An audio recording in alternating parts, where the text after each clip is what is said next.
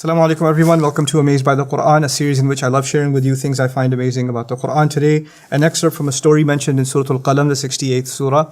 There are a bunch of farmers and they are about to harvest the next morning, and it's going to be a really fruitful harvest.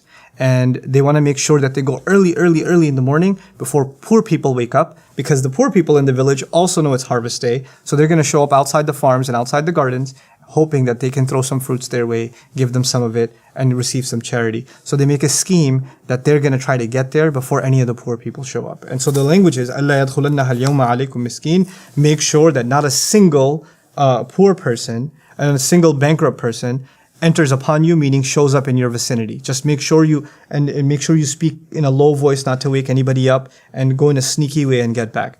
Now they didn't push, in other places in the Quran, يَدُعُ الْيَتِيمِ. He pushes the orphan.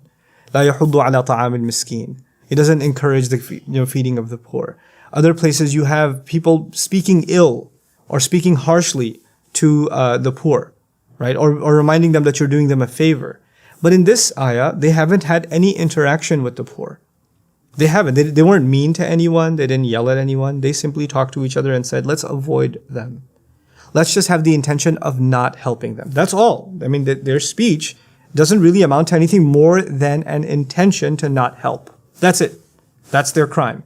And when they got to the garden, there was nothing there. It was فَطَافَ عَلَيْهَا طَائِفٌ مِّن رَبِّكَ وَهُمْ نَائِمُونَ. Allah sent a heavenly punishment to their garden, where when they got there, they actually said, إِنَّا لَضَالُونَ. We don't even did we come to the right place? This can't be the place.